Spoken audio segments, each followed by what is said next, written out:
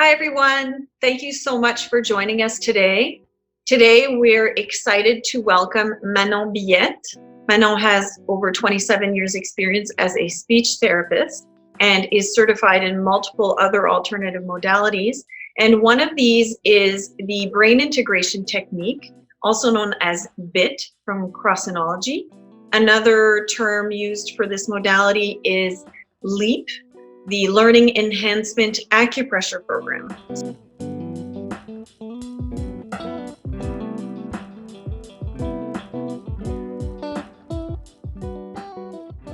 So we are quite excited to learn more about this modality. Thank you so much, Manon, for joining us today. My pleasure, Christine. Happy to be with you again. So how about we begin with, learning a little bit more about what brain integration technique is all about. Yes, sure. So let's go right into the subject. So brain integration technique is a technique that was developed 35 years ago in Australia by Susan McCrossin and Dr. Charles Krebs. The purpose of this technique is to improve brain function and to help with learning disabilities. It is based on 3 fields of study. The first one is brain physiology. This is the science behind how the brain functions. The second is Chinese medicine, because we're going to be using acupressure points in this work. And finally, the last discipline involved is kinesiology, because we also get to work with muscles and body movement. So let's talk quickly about what it means to have an integrated brain. If we compare the brain to a computer, we could say that an integrated brain is a high-performance computer. When the brain is well organized and synchronized, it is efficient, fast, and it doesn't waste any energy. At the opposite, when a brain is not well integrated, it will function like a computer that's not always efficient, slow, or that requires too much memory to do a task. When this happens, this is usually because there is a stress on some of the structures or pathways of the brain. It could be, for example, a physical stress, an emotional stress, or a chemical stress. Basically, the stress in the brain will prevent the person from having access to their full potential. So the person will struggle to accomplish certain tasks, or they may just give up. When you have a computer that's not working, it's very, very easy to go out and just get another one. Unfortunately, this is not an option when it comes to your brain. So this is when brain integration can be very beneficial. Brain integration helps to rewire the brain by applying a specific protocol. This works a little bit like computer programming. When you're programming a computer, you have your keyboard and then you have your keyboard keys, and what you do is that you do different combinations of keyboard keys, like Alt Shift Delete, let's say, and this actually will activate your computer. So this is a little bit the same with brain integration. Your body is actually the keyboard, and the keyboard keys are acupressure points, and what we do is we do combinations of these acupressure points, which are called brain formats. So each brain format will activate a specific structure of the brain. Once we've activated the structure, we can then check if there's stress in that structure by using muscle feedback. If there is stress, we use a specific correction technique to go and release it. So basically what we do is we put in a format, we check a structure, and then we go and we release the stress in that structure. Then we use another brain format, we check another structure, and we release the stress. So we repeat this procedure for each structure. The number of hours needed to complete this basic protocol will vary depending on the severity of the difficulties. It can take around 8 to 12 hours when the person has slight difficulties. it can actually go up to 20 hours with someone that would have like severe difficulties. And once all the structures have been checked, then the basic protocol is completed.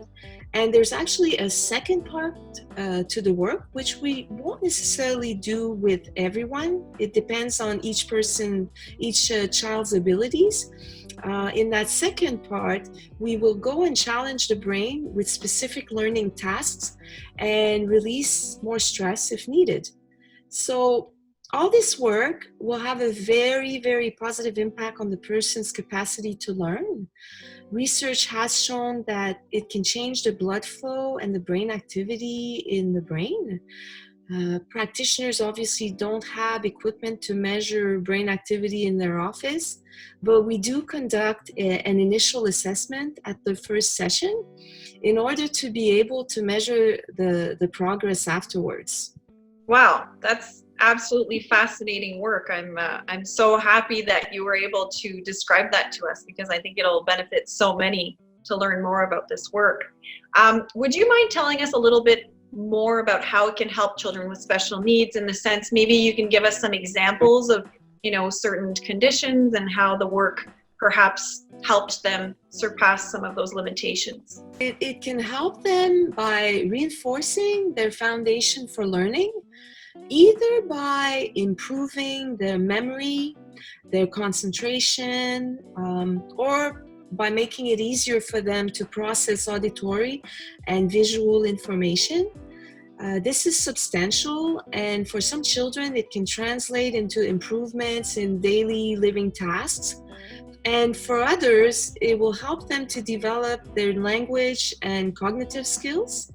We know that these skills are necessary to accomplish different school tasks like reading and writing and problem solving. Whatever their challenges are, the goal is to help them to access their full potential. So whatever the potential is, of course, and we need to keep in mind that it's actually different for each child. So unblocking this potential is one of the really fascinating things that brain integration can do. And there is no secret. This is possible by addressing the unconscious components that are involved in learning. This is one of the main differences between this work and other interventions like tutoring, resource teaching, even speech-language pathology. These interventions that I just mentioned are very important, and when you combine them to brain integration, then you have a much more integrated approach with the child with special needs. And let me explain a little bit more this difference by using an analogy. Let's say you're at a relay race and you're the coach of a team. You're at the finishing line. You only get to see the last runner of the team coming in. So the last runner represents the conscious components of learning. The other three runners that you didn't see, they represent the unconscious components. So the coach always wants to better his team performance. He will definitely be able to help the last runner because he saw his performance, but the other three runners, he didn't see them. So if he ignores the last three runners and only works at improving the last one that he saw, this is like addressing only conscious components of learning. It may help, but it may not be good enough if he's not the only problem. So to have an efficient team, he needs to train all four runners. And to do so, he needs to have a tool, like a camera, let's say, to have access to the three other runners' performance that he didn't see. So brain integration could be compared actually to that camera because it gives us access to the unconscious components of learning, the one that we didn't see or that we can't see. So in order to help someone to learn, you can really up your chances by addressing both components, basically, so conscious and unconscious. The unconscious components include everything that has to do with survival reactions and emotions. These cannot be neglected with anyone, and even less with children with challenges. So let's say a child struggles with reading. Most of the time, the way that we will address this problem is by saying, okay, we'll make them read more. So we go on and we make them read and we make them read and we make them read. It's actually very, very good practice. So practicing can actually help. But if there's an underlying problem like auditory or visual processing issue, or if there's an emotional blockage, you may not see as good improvement as you want to. This is why releasing all the unconscious components will be very beneficial before or while doing tutoring with a child. I've had tutors and other professionals tell me that their interventions became much, much more efficient with a child after they applied after brain integration was applied. So all the feedback from other professionals, teachers, and parents are great, and they really can help us measure the impact of this wonderful work.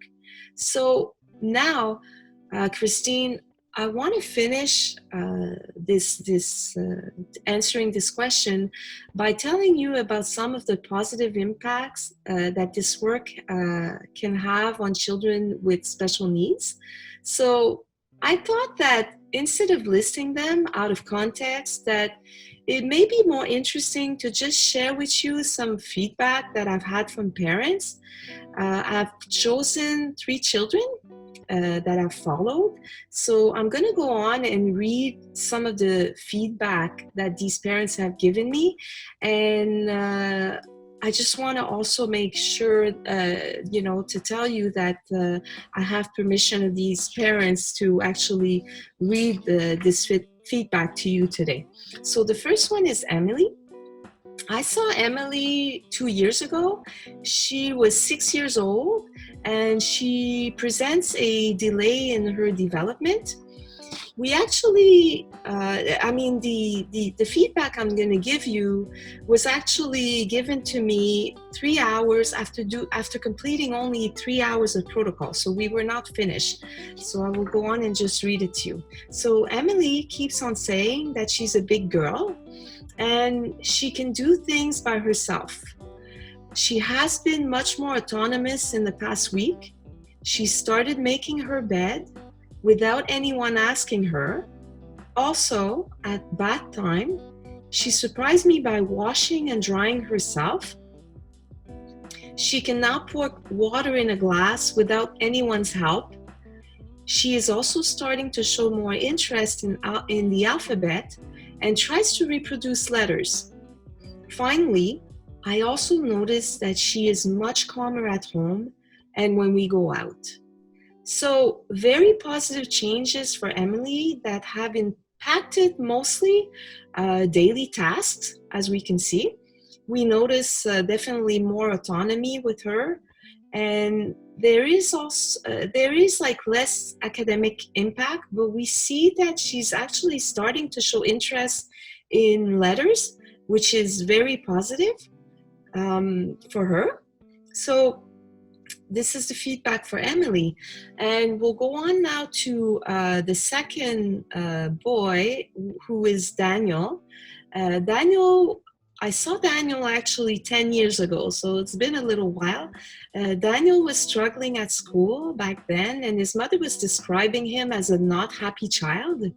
He was in grade 3 when we applied the protocol, so here's the feedback. So Daniel is now much calmer. He is happier and more positive. The teacher noticed that he can focus better and has more self-confidence. He is getting better results in his multiplication table quizzes. Daniel's reading went from a level 13 to 27 in 6 months. The teacher called me to let me know that in her 30 years teaching experience, she had never witnessed this much progress over such a short period of time. He can also skate better, and his coordination at hockey and football has improved. So we see that for Daniel, the work had positive changes in his attitude and also at an academic level. And even if it wasn't a goal, we see that there's been also changes that have influenced his sports abilities. So that's really interesting. And last but not least is Michael. Michael is 9 years old. He's on the spectrum. The protocol is not completed yet. Actually, Michael is actually a great example of combined therapies. He's doing a lot of amazing therapies. So, I mean, some of these progress could be related to the protocol, but also to the combination of all the work with other therapies. So, the feedback that I got was 2 days ago from his mother. So, there he goes. I was telling my husband today how much Michael has improved since you started working with him. He is much more relaxed. He is reading with much less difficulty in French. He is now riding his bike without training wheels, preparing his pizza for lunch, and making his bed. I don't know what it is with the bed making, but if you're having problems with your child making his bed, don't consider the protocol if this is the only difficulty your child has. So he is also more engaged, and we've been noticing so much progress in a short period of time. So like Emily, we see that Michael is much calmer, and he's much more autonomous in his daily tasks. There's been a big impact also on his reading and also his balance. And the balance is a big thing because the mother had been trying to teach him to ride his bike for a long time. So this is like a big step for Michael to be able to ride his bike now.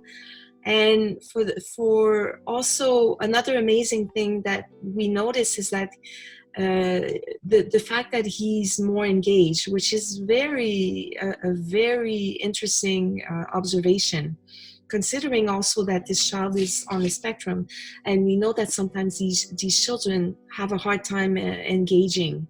So it's very interesting to see all these observations. So what we noticed from this is that we set goals at first, and the work will have an influence on various things that sometimes we didn't think it would at first. And it's not necessarily what we wanted that will come up first. So it is very important when doing this protocol to keep our eyes open, because there could be changes in coming from anywhere.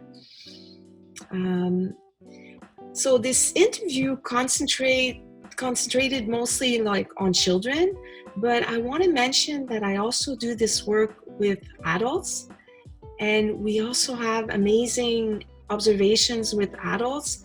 Actually, adults' observations are quite interesting because adults are usually more conscious of their difficulties. Like a child, he's just like growing up every day, so he's constantly changing.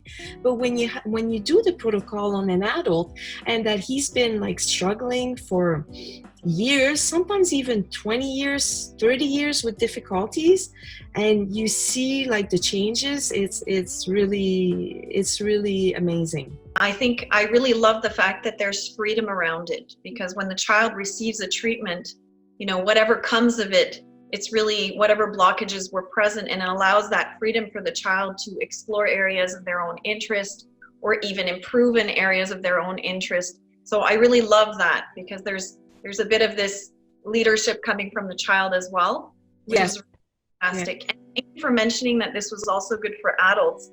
Yeah. I meant, could this benefit just about anyone? This can actually benefit anyone, this work. I mean, we're all like compensated human beings. I mean, we all have our little struggles. There's different areas in our life where we have difficulties. For some people, it's going to be with sports. With some other people, it could be with the music. With other people, it will be with cooking. So, I mean, definitely, I mean, this brain integration work can work with anyone. I mean, you just have to be willing to put the time into completing the protocol. That's the only thing that may stop people sometimes from doing it.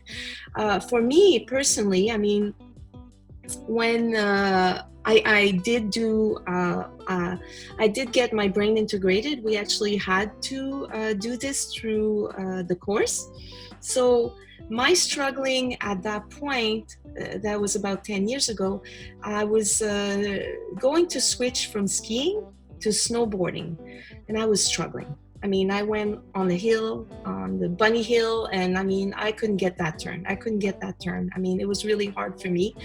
And I said to myself, okay, you know, once this protocol is done, I'll see if it makes a difference. I mean, I saw a lot of benefits from the protocol. And actually, I think one of the big one was actually with snowboarding, because as soon as I got back on the snowboard, after I finished the protocol, it was like I had snowboard all my life almost. I mean, the fear was gone. I felt like I didn't have to put an effort into doing my turns. So it was really a great feeling. So you can see it can help with a lot of things.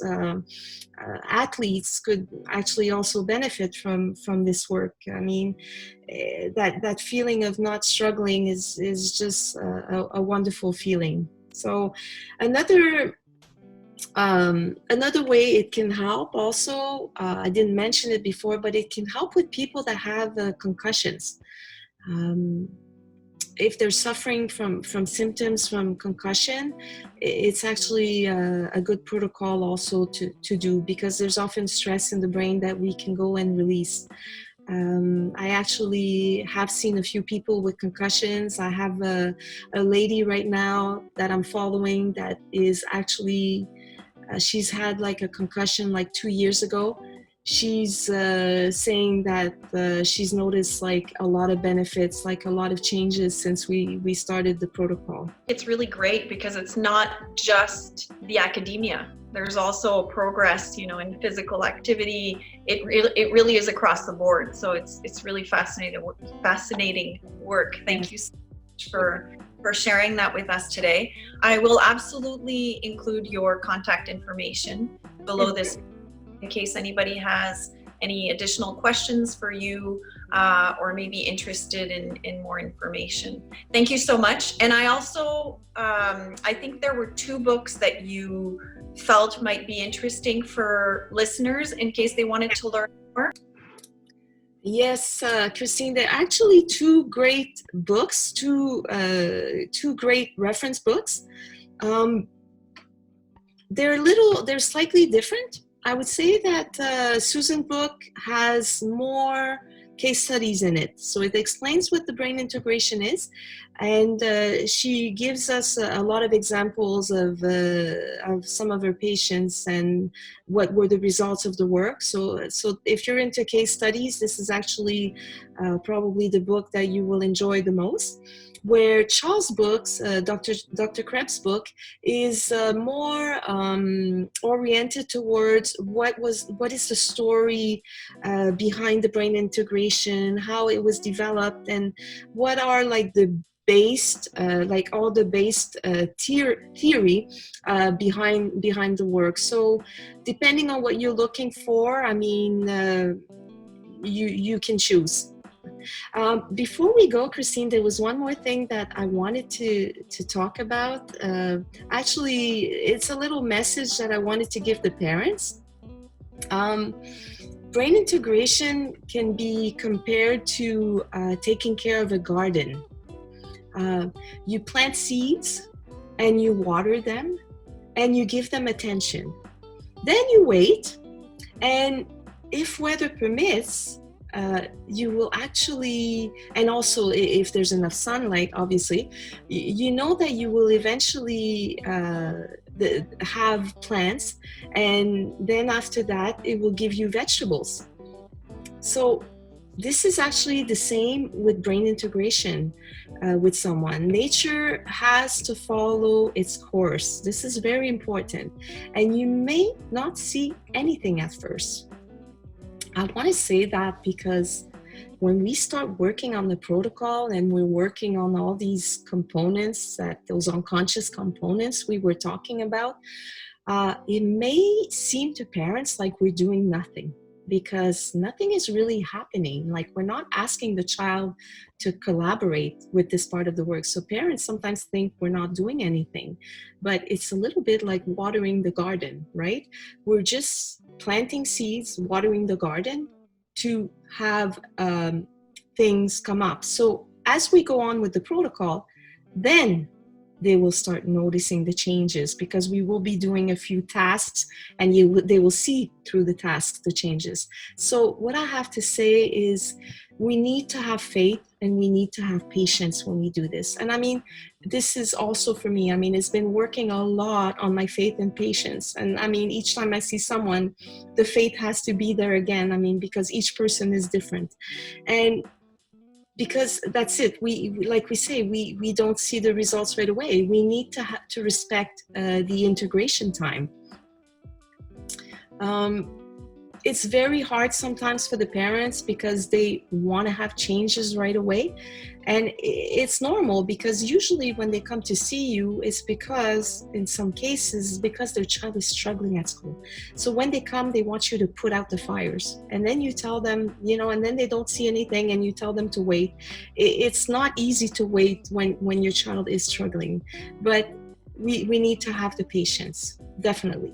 And the second thing I want to tell the parents, I'm going to go back to my garden analogy. I mean, you know, when you plant zucchini seeds, you actually don't expect that, you know, a few months later, you're going to harvest lettuce. So what I want to say is to the parents is keep realistic goals. I mean, it's important in this work, when you decide like to involve your child actually in this work, to keep and have realistic goals. This is the last thing I want to say. It is very important.